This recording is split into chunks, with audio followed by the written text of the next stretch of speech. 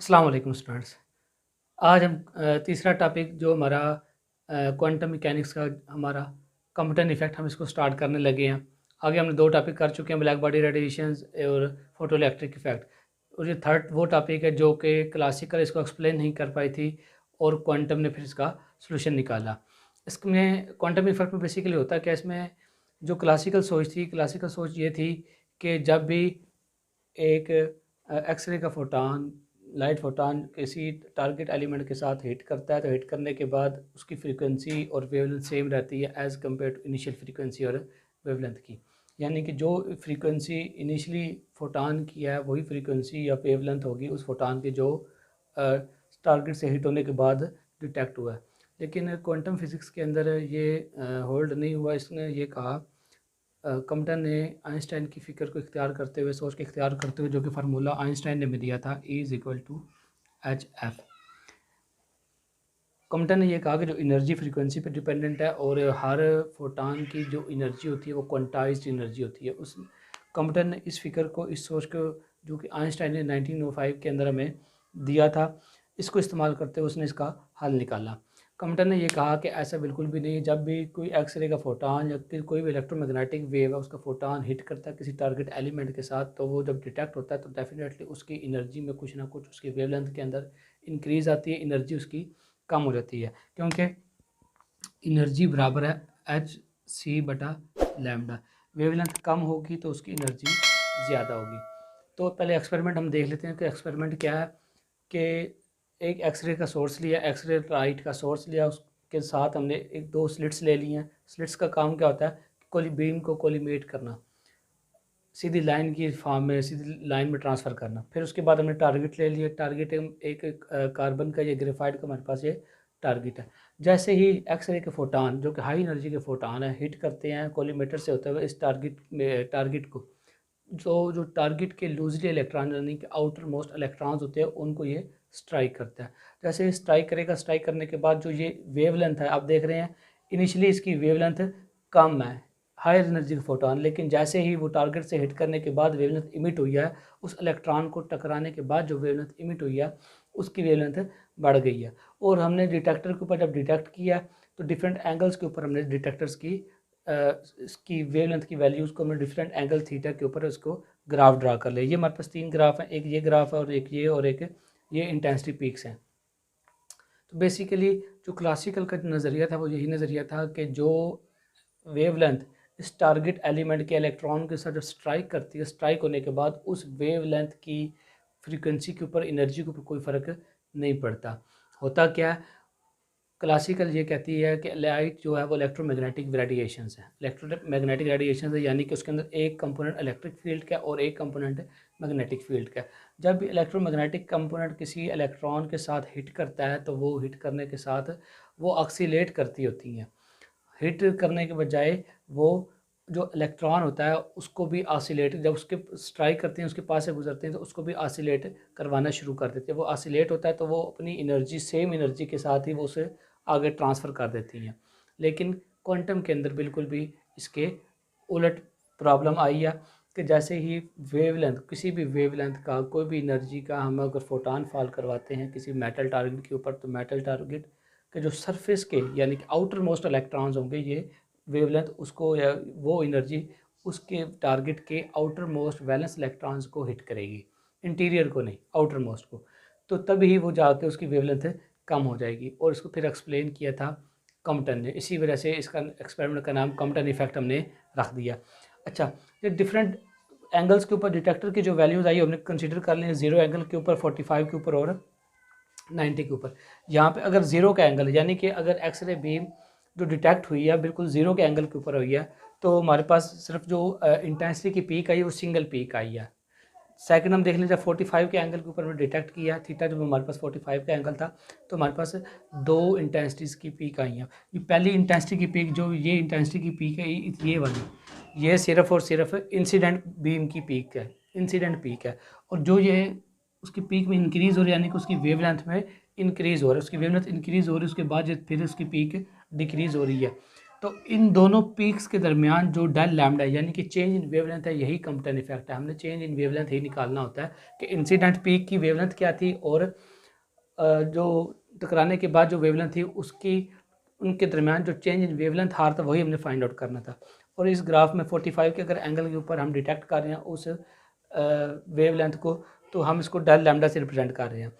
इसी तरह अगर 90 के एंगल के ऊपर मैं इस डिटेक्टर को उठा के इस 90 के एंगल के ऊपर इधर बना दूं, अगर ये डिटेक्टर इधर आ जाए तो ये बीम की वेवलेंथ है जो उनसे स्ट्राइक करने के बाद जो रिफ्लेक्शन जो उनसे हुई जिस बीम के अंदर, तो वो 90 के अंदर एंगल हो जाए तो हमारे पास फिर पहली पीक इंसिडेंट पीक होगी और जो नेक्स्ट पीक है वो थोड़ी सी हाई पीक होगी, उस जो कि हमारे पास है इंटेंसिटी पीक है।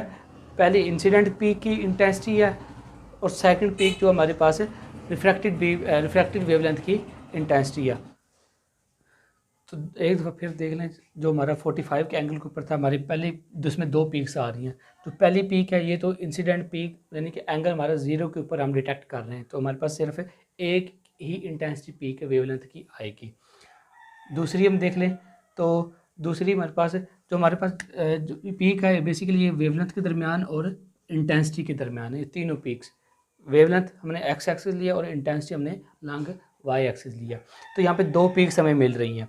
तो पहली पीक और दूसरी पीक के दरमियान जो डिफरेंस आएगा उसी को हम चेंज इन वेवलेंथ बोलते हैं। और यही हमने फाइंड आउट करना है कि जो कम्पटन इफेक्ट के अंदर जो चेंज इन वेवलेंथ आ रही है, जो स्ट्राइक हो रही है, जो इंसिडेंट वेवलेंथ है उसकी वेवलेंथ कितनी है, और जो स्ट्राइक होने के बाद टारगेट्स के बाद जो डिटेक्ट हो रही है उसकी वेवलेंथ कितनी है, इन दोनों के अंदर जो डिफरेंस है उसी को हमने कैलकुलेट करना है। क्लासिकल ये कहती है कि इनके दरमियान कोई डिफरेंस नहीं, लेकिन कम्पटन ने कहा कि इसके दरमियान डिफरेंस मौजूद है। अब इसी तरह हमने एंगल चेंज कर दिया, 90 का एंगल पे लेगी हम अपने डिटेक्टर को, तो हमारे पास जो इंटेंसिटी पीक्स आई है, इंटेंसिटी वर्सेस वेवलेंथ, तो पहली पीक अगेन ये इंसिडेंट पीक और ये दूसरी पीक आई है ये उस वेवलेंथ की आई है जो कि डिटेक्टर के ऊपर डिटेक्ट हुई है। अब जैसे देखें यहाँ पे हमारे पास चेंज इन वेवलेंथ बिल्कुल ज़ीरो है। नेक्स्ट ग्राफ में एंगल हम इंक्रीज़ करते जा रहे हैं तो चेंज इन वेवलेंथ इंक्रीज़ होती जा रही है। और 90 की जब मैं बात करता हूँ तो चेंज इन वेवलेंथ बहुत ज़्यादा। इसका मतलब ये है कि जैसे जैसे हमारे पास एंगल चेंज होता जा रहा है वैसे वैसे ही हमारी इंटेंसिटी की जो पीक है वो ब्रॉड होती जा रही है, उनके दरमियान चेंज इन वेवलेंथ ज़्यादा होती जा रही है। इसका मतलब ये है कि जो हमारी वेवलेंथ है वो डिपेंड कर रही है इस थीटा एंगल के ऊपर, जो कि डिटेक्टर एंगल है हमारे एक्स एक्सिस के साथ बना रही है, इसके ऊपर ये डिपेंड करती है। अब हम इसका रिलेशन निकाल लेते हैं। ये तो हमारी डायग्राम थी। अब इसको हम मैथमेटिकली प्रूव करते हैं कि क्या फार्मूला है जो कम्पटन इफेक्ट का, कि वाकई में ऐसे ही है, शिफ्ट इन वेवलेंथ होती है या नहीं। कम्पटन बेसिकली जो कम्पटन का इफेक्ट है उसी को हम कहते हैं शिफ्ट इन वेवलेंथ, यानी कि उसकी वेवलेंथ के अंदर जो चेंजिंग आई है, जो शिफ्ट हुई है, डिक्रीज से इंक्रीज हुई है, कम से ज़्यादा हुई है, वो कितनी है और कैसे आती है, वही हम फार्मूला अब सॉल्व करने लगे, उसको देख लेते हैं।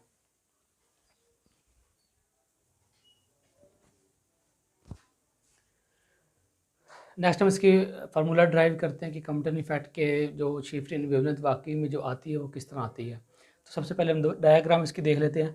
डायग्राम में हमारे पास एक एक्सरे का फोटान है, ठीक है, जिसके दरमियान में इलेक्ट्रॉन है। जैसे ही एक्सरे का एक फोटान जिसकी मोमेंटम एच ओवर लैम्डा, जबकि उसकी energy E is equal to H F है, जैसे ही वो इस इलेक्ट्रॉन के साथ स्ट्राइक स्ट्राइक करने के बाद जो हमारे पास फोटान होगा वो इस डायरेक्शन के अंदर मूव कर जाएगा एट एन एंगल थीटा, यानी कि स्कैटर हो जाएगा और उसकी वेवलेंथ ज़्यादा हो जाएगी। इनिशियली जो वेवलेंथ है उससे वेवलेंथ ज़्यादा हो जाएगी।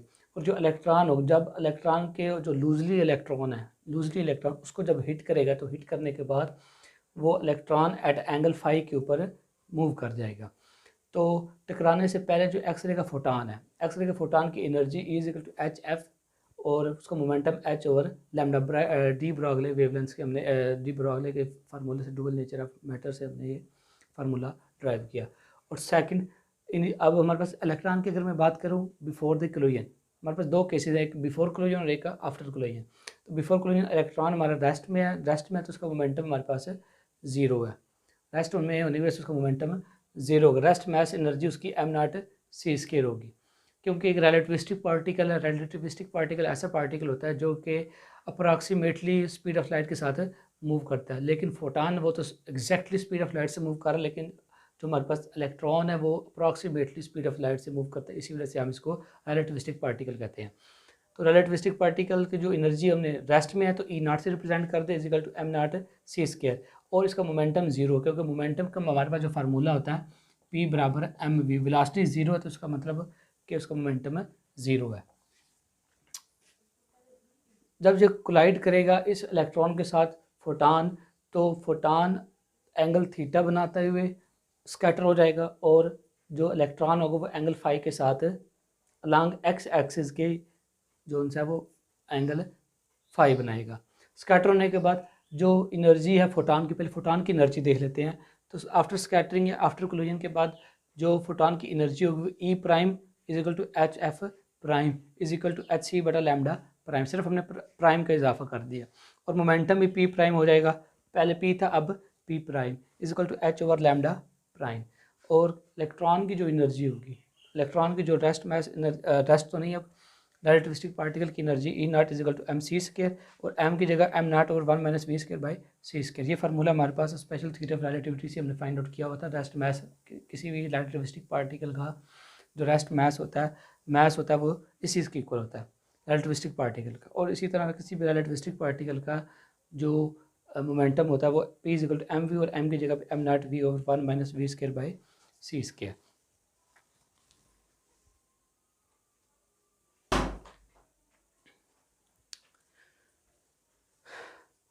अच्छा, नेक्स्ट हम देख लेते हैं कि एनर्जी कंजर्वेशन क्या है। हमने ये प्रूव करना है कि वाकई जो शिफ्ट इन वेवलेंथ आ रहा है या नहीं आ रहा। अगर शिफ्ट इन वेवलेंथ आ रहा है तो उसका मतलब है उसकी एनर्जी चेंज हो रही है, उसकी एनर्जी कंजर्व नहीं है। और इसी तरह मोमेंटम भी उसका देख लेंगे, अगर मोमेंटम उसका चेंज हो रहा है तो डेफिनेटली उसकी एनर्जी भी चेंज हो रही है। अगर उसकी एनर्जी चेंज है तो डेफिनेटली ये भी हमारा जो वेवलेंथ होगी उसी की वो भी चेंज होगी। तो इसलिए हम इस इक्वेशन को, इसकी जो प्रूव है कि शिफ्ट इन वेवलेंथ को प्रूव करने के लिए हम मोमेंटम कंजर्वेशन का कानून लगाते हैं इसके ऊपर, मोमेंटम कंजर्वेशन का कानून भी और एनर्जी कंजर्वेशन का कानून भी। अगर ये दोनों लॉज होल्ड करेंगे तो इसका मतलब हमारी जो थ्योरी है वो गलत है और क्लासिकल ठीक है। अगर ये ऐसा ना हुआ तो इसका मतलब है फिर कि हम ठीक हैं, क्लासिकल जो थ्योरी थी वो गलत है। तो सबसे पहले हम एनर्जी कंजर्वेशन का कानून देख लेते हैं। एनर्जी कंजर्वेशन क्या कहते हैं कि जो बिफोर दिस कोलिजन और आफ्टर कोलिजन एनर्जी है वो सेम होनी चाहिए, आफ्टर कोलिजन और बिफोर कोलिजन। तो मैंने लिख लिया कि total energy before collision is equal to total energy after collision. अब बिफोर कोलिजन क्या है, एक एक्सरे का फोटॉन है जिसकी एनर्जी एच एफ है, और इसकी जो इलेक्ट्रॉन है इसकी एनर्जी रेस्ट मैस एनर्जी है ई नॉट है, जो कि एम नॉट सी स्क्वायर। तो मैंने यहाँ पे पुट कर दिया ई एनर्जी है फोटान की, इधर मैं लिख लेता हूँ फोटान की एनर्जी, और ई नॉट जो एनर्जी है इलेक्ट्रॉन की rest mass energy equal to E prime जो कि फोटान की एनर्जी है आफ्टर कोलिजन, और ई इलेक्ट्रॉन की एनर्जी है आफ्टर कोलिजन। अब यहाँ पे मैंने वैल्यूज़ पुट कर ली हैं। E P initially E H F H सी बटा लैम्डा, एफ की वैल्यू सी बटा लैम्डा होती है, प्लस ई नॉट की value M not C square is equal to E P prime. After collision की मैं बात करता हूँ, फोटान की एनर्जी एच सी बटा लैम्डा प्राइम हो जाएगी, पहले लैम्डा थी अब लैम्डा प्राइम हो जाएगी। नेक्स्ट इलेक्ट्रॉन की एनर्जी ई नॉट, ये हमारे पास जो एनर्जी होती है रिलेटिविस्टिक पार्टिकल की M not C square over 1 minus beta का स्क्वायर। जो बीटा स्क्वायर हमारे पास जो वैल्यू होती है ये आपने याद रखनी है, beta square equal to V square by square root, ये वैल्यू होती है बीटा की इस तरह से। अब नेक्स्ट हम इसको सॉल्व कर लेते हैं। ये मैंने क्या किया कि एच सी को उठा के इस तरफ ले आया, बाकी रकम को उधर जाने दिया। एच सी बटा lambda plus M not C square, M not C square, M not C square बनता है, और ये एच सी बटा लैम्डा प्राइम। अच्छा, इससे पहले मैंने एक स्टेप क्या किया, वो स्टेप मैंने ये किया कि ये सी एक कैंसिल कर दे, यहाँ पे दो सी हैं, एक सी ये कैंसिल हो गया, यहाँ से एक सी कैंसिल और यहाँ पे भी सी कैंसिल हो गया।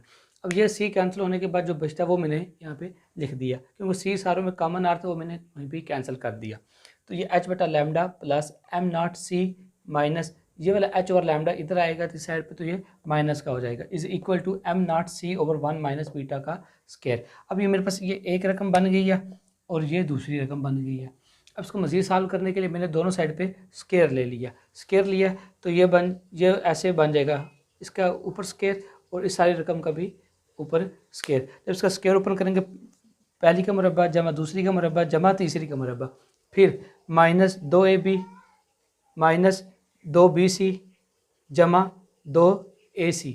इस तरह हम इसको सोल्यूशन लेंगे, दोनों साइड पे हल करेंगे। जो थोड़ी सी जमा माइनस हो गई, इतनी लंबी चौड़ी की काम नहीं है, तो आपका जो फाइनल रिजल्ट होगा हमारा कुछ इस फॉर्म में इक्वेशन आएगा। अब ये वो इक्वेशन है जो हमारे पास है एनर्जी कंजर्वेशन की इक्वेशन है। एनर्जी के h² over lambda square plus h² over lambda prime का स्क्वायर इज इक्वल टू है m0² over v² over 1 minus beta का square plus 2h² over lambda into lambda prime minus 2h m0c into lambda prime minus lambda over lambda into lambda prime.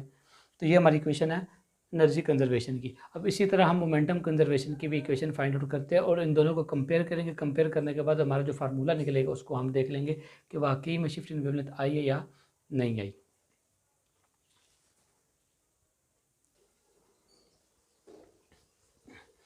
Next हम momentum conservation देख लेते हैं। पहले हमने energy conservation देखा कि किस तरह एनर्जी कंजर्व होती है या नहीं होती। अब हम मोमेंटम कंजर्वेशन का भी देख लेते हैं। मोमेंटम कंजर्वेशन आएगा तो इन दोनों इक्वेशंस को, जो हमने एनर्जी कंजर्वेशन की और मोमेंटम कंजर्वेशन की जो इक्वेशंस लिए, इन दोनों को कंपेयर कर देंगे तो हमारे पास वैल्यू निकल आएगी। तो मोमेंटम कंजर्वेशन ले लेते हैं। चूँकि मोमेंटम एक वेक्टर क्वान्टिटी है, इसलिए हम इनिशियल और फाइनल दोनों के जो मोमेंटम्स हैं इनको हम कंपोनेंट्स में डिवाइड कर देते हैं। अगर इनिशियल एक्स कंपोनेंट में और वाई कंपोनेंट में, अगर मैं फोटान की इनिशियल फोटान जो एक्स रे का फोटान है उसको मैं बात करता हूँ तो उसका पी एक्स, और इसी तरह इलेक्ट्रॉन का जो मोमेंटम है अलॉन्ग एक्स एक्सिस वो पी ई एक्स, ये एक्स एक्सिस है और ये हमारा वाई एक्सिस है। तो P x plus P E x before momentum है और आफ्टर मोमेंट कोलिजन के बाद जो मोमेंटम है वो P ex prime plus P E x. ये इस पी एक्स प्राइम इसका मोमेंटम होगा पी एक्स प्राइम और ये मोमेंटम होगा पी ई एक्स। अच्छा, इनिशियली अगर हम बिफोर की बात करते हैं तो ये अलॉन्ग एक्स एक्सिस ही है, पार्टिकल एक्स एक्सिस है तो इसको रिजॉल्व करने की ज़रूरत नहीं पड़ेगी। ये एक्स एक्सिस आएगा, वाई एक्सिस का है नहीं तो वो हमारे पास 0 होगा।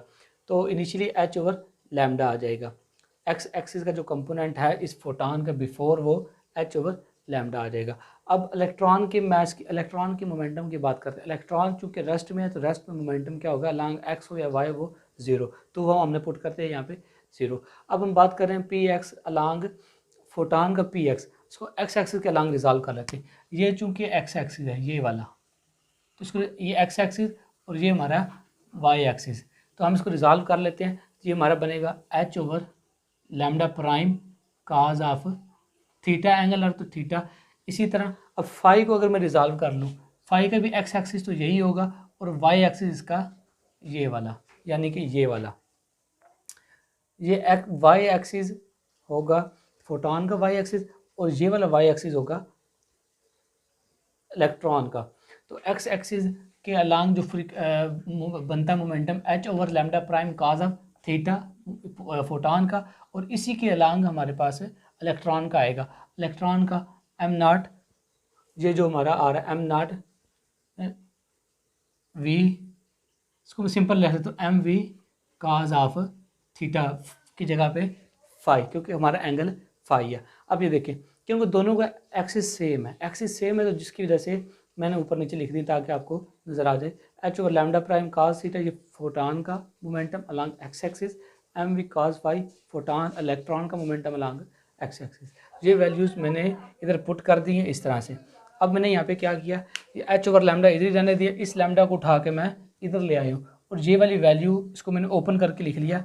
एम की जगह पे M not over 1 minus V square by C square square root into cos of phi, वैसे का वैसे ही। ये एम की जगह पे ये वैल्यू कहाँ से आई, ये इलेक्ट्रॉन चूँकि रिलेटिविस्टिक पार्टिकल है, ये हमने स्पेशल थ्योरी ऑफ रिलेटिविटी में आपने पढ़ा होगा, तो ये वहाँ से वैल्यू हमारे पास आती है एम नॉट की। अब हमने क्या किया, अब दोनों साइड पे इस इक्वेशन का मैंने स्क्वायर ले लिया। स्क्वायर ओपन करेंगे, स्क्वायर ओपन करने के बाद में जो वैल्यू आई है पहली का मुरब्बा जमा दूसरी का मुरब्बा मनफी 2 पहली ज़रब दूसरी, वो इस साइड पे आके ये चीज़ बन गई है और इसका स्क्वायर ओपन करेंगे तो हमारे पास ये बन जाएगा।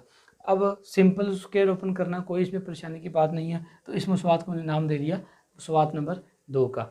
अब नेक्स्ट हमने काम करना अलॉन्ग वाई एक्सिस। पहले हमने अलॉन्ग एक्स एक्सिस किया था, अब हमने अलॉन्ग वाई एक्सिस मोमेंटम को कैलकुलेट करना है। इनिशियली हम देख लेते हैं इसका X axis Y axis momentum initially ये है, और इलेक्ट्रॉन रेस्ट में इसका अगर होता तो इस डायरेक्शन में होता, इसका भी जीरो हो जाना और इसका भी जीरो हो जाना। अगर ऐसे नहीं तो ये दोनों अपोजिट हैं, तो तब भी हमारे पास एक दूसरे के इफेक्ट को कैंसिल कर देंगे, तो ये हमारे पास 0 + 0 आ जाएगा। Initial momentum of photon along Y axis, initial momentum of electron along Y axis, दोनों के दोनों हमारे पास 0 है। 0 इसी वजह से हैं कि ये दोनों एक दूसरे के इफेक्ट को कैंसिल कर देंगे। और दूसरा, अगर हम यहाँ पे आफ्टर कोलिजन देख लें, after collision along Y axis ये बनता है इसका, ये एक्स एक्सिस है तो ये वाई एक्सिस फोटॉन का, और ये वाला वाई एक्सिस हमारे पास है इलेक्ट्रॉन का। तो हमेशा वाई एक्सिस के अलॉन्ग साइन थीटा आता है, तो हम लिख लेते हैं H/λ prime sign of theta, और यहाँ पे mv साइन ऑफ फाई। अब mv sine of phi electron का मोमेंटम है अलॉन्ग वाई एक्सिस, और H/λ प्राइम साइन थीटा ये फोटॉन का मोमेंटम है अलॉन्ग वाई एक्सिस। अब ये वैल्यूज़ मैंने दोनों की दोनों ये पुट कर दी है। पी वाई प्राइम की जगह H/λ prime sine theta photon का मोमेंटम अलॉन्ग वाई एक्सिस, और इसी तरह इलेक्ट्रॉन का मोमेंटम अलॉन्ग वाई एक्सिस है मैंने पुट कर दिया। अब पुट करने के बाद ये वाली रकम मैं उठा के इस साइड पे ले आया हूँ, और ये रकम उधर ही रही है, तो दोनों का स्केयर कर दे। स्केयर करने से हमारे पास ये मुसावात बन जाती है। अब ये मुसावात नंबर 2 है और ये मुसावात नंबर 3 है, और इनिशियली मुसावात नंबर 1 हम निकाल चुके हैं।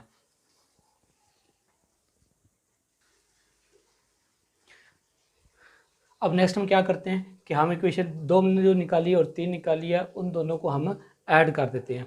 तो ऐड ये इक्वेशन नंबर 2 लिख दी, और साथ ही मैंने इक्वेशन नंबर 3 लिख दी।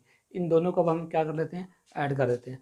तो ये हमारे पास H² प्राइम का स्केयर, ये भी H² प्राइम का स्केयर, ये कॉमन आ रहा है, इसको मैंने बाहर लिख दिया। यहाँ पे cos square theta plus sine square theta, ये इकट्ठा आ गया। अब इसी तरह यहाँ पे भी एक ये cos थीटा वैसे का वैसे ही आ जाएगा। इन दोनों में से ये m0² v² 1 minus beta square ये कॉमन आ रहा है, और पीछे हमारे पास cos square theta phi plus sine square phi आ जाएगा। अब ये भी हमारे पास 1 के इक्वल है, और ये भी हमारे पास 1 के इक्वल बनता है। ये भी 1 बन जाए क्योंकि sine square theta plus cos square theta is equal to 1 बनता है, तो ये 1 बन जाएगा। अब हमारा जो फैक्टर बनेगा अब सिर्फ और सिर्फ ये चीज़ बन जाएगी। अब इस इक्वेशन को मैंने नंबर का दे दिया 4 नंबर। अब हमने क्या करना है कि हमने जो पहली इक्वेशन हमने बनाई थी एनर्जी कंजर्वेशन वाली, उस इक्वेशन को कंपेयर करना है इस इक्वेशन 4 के साथ। ये मेरे इक्वेशन नंबर 1 लिख दी जो मैंने फाइंड आउट की थी एनर्जी कंजर्वेशन की, और ये मोमेंटम कंजर्वेशन की इक्वेशन है। अब यहाँ पे ये देखें कि ये जो पोर्शन है इन दोनों इक्वेशंस के अंदर ये सेम है, तो कंपेयर का मतलब यही होता है कि दो सेम आ रही हैं तो इसको रिप्लेस कर दूंगा मैं इसके साथ। मतलब कि अब इस रकम को उठा के मैं इसकी जगह पे लिख दूंगा H²λ², क्योंकि ये चीज़ मेरे पास इस चीज़ के बराबर है, तो इस चीज़ को मैं इस जगह की जगह रिप्लेस कर देता हूँ। तो मैंने रिप्लेस कर दिया, तो मुसावात मेरे पास ये बन गया। अब इसमें से देखें कि हमारे पास 2h ये मैंने वैसे का वैसे लिख लिया, और बाकी रकम को उठा के मैं उधर ले जाऊँगा। इसमें एक बात ये है, ये वाला फैक्टर और ये वाला फैक्टर दोनों सेम है, तो कैंसिल हो जाएंगे। कैंसिल होने के बाद जो बचेगी रकम सिर्फ ये चीज़ बच जाएगी, उसके बाद ये बच जाएगा और ये बच जाएगा, और यही मैंने नीचे लिख लिया। अब इसमें इनका बटा सेम आ रहा है, ये भी सेम है, ये भी सेम है, और ये भी सेम है, बटा कैंसिल हो जाएगा। दूसरा यहाँ पे 2h² है, यहाँ पे भी 2h² है, यहाँ पे 2h है, 2 से कैंसिल हो जाएगा तीनों में। उसके बाद h रह गया, एक h कैंसिल, यहाँ से भी h कैंसिल और यहाँ से भी h कैंसिल।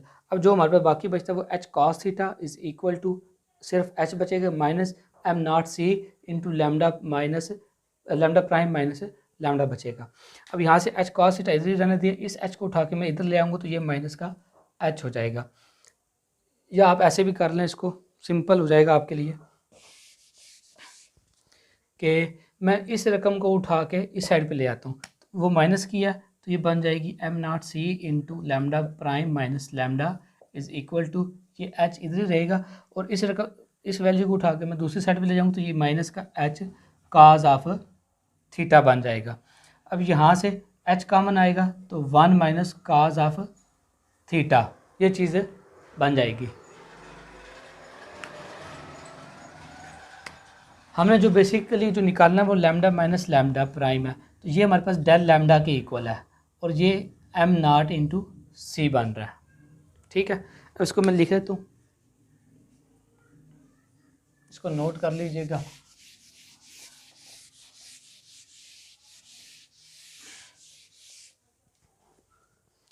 इसको मैं ऊपर लिखता हूँ, ये बनता है m not C into del lambda is equal to है h into 1 minus cos of theta. ये चीज़ मेरे पास बनती है। जो मैंने निकालनी है वो डेल लैम्डा की वैल्यू निकालनी है। तो डेल लैम्डा मैं इधर ही रहने देता हूँ, del lambda is equal to h into 1 minus cos of theta over am not c, या इसको मैं ऐसे भी लिख सकता हूँ h over am not C into 1 minus cos of theta is equal to del lambda. अब यही मैंने वैल्यू फाइंड आउट करनी थी, और यही हमारा चेंज इन वेवलेंथ, यानी कि जो वेवलेंथ के अंदर चेंज आ रही है। जो डेल लैम्डा हमारे पास क्या था कि लैम्डा प्राइम माइनस लैम्डा, यानी कि चेंज इन वेवलेंथ जो आ रही है वो इस चीज़ के इक्वल है। हमने देखा था जो हमारी चेंज इन वेवलेंथ था वो थीटा के ऊपर डिपेंडेंट कर रही थी, कि जैसे जैसे हम थीटा चेंज करते जा रहे हैं वैसे वैसे जो हमारी दूसरी पीक है, एक इंसिडेंट पीक जो हमने कुछ इस किस्म की बनाई थी, इस किस्म की, ये पहली इंसिडेंट पीक थी और ये स्कैटर पीक थी, ये इंसिडेंट पीक और ये स्कैटर पीक। तो जैसे जैसे हम थीटा इंक्रीज़ करते जा रहे थे वैसे वैसे ये वैल्यू जो उनसी है, इनकी जो वेवलेंथ है इनके दरमियान चेंज इन वेवलेंथ वो भी इंक्रीज़ करता जा रहा था। इसका मतलब क्या था कि जो चेंज इन वेवलेंथ है वो डिपेंड कर रहा है थीटा के ऊपर। तो हमारा जो फार्मूला डेल लैम्डा यानी कि change in wavelength is equal to H over am not C into 1 minus cos of theta. Next हम देख लेते हैं कि किस एंगल के ऊपर मैक्सिमम चेंज होगा और किस में एंगल के ऊपर मिनिमम चेंज होगा, उसको हम फाइंड आउट कर लेते हैं। सबसे पहले डेल लैम्डा का हमारे पास ये फार्मूला लिखा हुआ है। हम थीटा की जगह पे अगर हम 0 पुट करते हैं, फिर थीटा की जगह पे हम 90 पुट करते हैं, और फिर थीटा की जगह पे हम 180 पुट करते हैं, तो देख लेते हैं कि हमारा मैक्सिमम चेंज किस में आ रहा है। फर्स्ट ऑफ ऑल पुट कर लेते हैं थीटा इज इक्वल टू 0, तो डेल लैम्डा की वैल्यू बन जाएगी H over am not C into 1 minus cos 0। Cos 0 पे 1 बनता है, तो 1 माइनस 1 0, तो ये सारा फैक्टर 0, मतलब कि अगर एंगल 0 होगा तो जो हमें पीक मिली थी वो सिंगल पीक मिली थी। आपको याद होगा तो सिर्फ हमें 0 के एंगल के ऊपर एक ही पीक मिली थी, मतलब स्ट्रेट जा रहा है। अगर हम अब 90 पुट करते हैं, थीटा हमारे पास 90 है, तो डेल लैम्डा हम चेक कर लेते हैं, हमारे पास h over am not C into 1 minus cos 90 क्या होता है, काज 0 1 होता है, तो काज 90 हमारे पास 0 होता है, तो ये हमारे पास एच ओवर एम नॉट सी बनेगा, इतना चेंज इन वेवलेंथ आएगा। अब हम 180 अगर पुट करते हैं तो वैल्यू पुट कर लें del lambda is equal to H over am not C into 1 minus cos of 180 का, तो काज 180 हमारे पास -1 होगा, 1 माइनस 1, तो ये -2, ये H over am not C into 1 minus 1, ये प्लस का 1 जो कि बन जाएगा 2h over M not into C, change in wavelength. इसका मतलब क्या है, अगर हमने जब 0 पुट किया है तो चेंज इन वेवलेंथ नहीं आया, मतलब कि कोई भी वेवलेंथ के अंदर चेंज नहीं आई। अगर 0 के एंगल के ऊपर हमने उसको डिटेक्ट किया, जैसे ही हमने 90 का एंगल किया तो हमें एक पीक आई h over am not c. जैसे ही हमने 180 पुट किया तो del lambda is equal to 2h over am not c, मतलब कि 90 का डबल हो गया, तो यहाँ पे भी 2h ओवर एम नॉट सी आ गया। जो आपके एग्जाम में जो क्वेश्चन आता है वो मोस्टली ऐसे क्वेश्चन आता है कि किस वेवलेंथ, एक तो आप कॉम्पटन इफेक्ट को प्रूव करें और बताएं कि किस वेवलेंथ के ऊपर, किस एंगल के ऊपर मैक्सिमम हमारे पास है जो वेवलेंथ आती है। तो ये आपका कॉम्पटन इफेक्ट था, सारा का सारा हमने प्रूव कर दिया। ये हमारे पास जो फाइनल रिलेशन निकला कॉम्पटन इफेक्ट का वो थीटा के ऊपर डिपेंडेंट था। हमने थीटा लगा के भी देख लिया कि वाकई कि जब हमने 0 लगाया तो क्या वैल्यू आई 90 पे और 180 पे, और 180 के ऊपर हमारा maximum change in wavelength shift, यानी कि कॉम्पटन शिफ्ट इन वेवलेंथ जो आ रही है वो 180 के ऊपर मैक्सिमम आ रही है। इस टॉपिक के मुतालिक, अगर किसी और टॉपिक के मुतालिक इस जो पढ़ चुके हैं तो आपको अगर कोई कन्फ्यूजन हो तो आप मुझे कमेंट में पूछ सकते हैं। चैनल को सब्सक्राइब भी कीजिएगा, लाइक भी कीजिएगा और शेयर भी कीजिएगा। Thank you very much.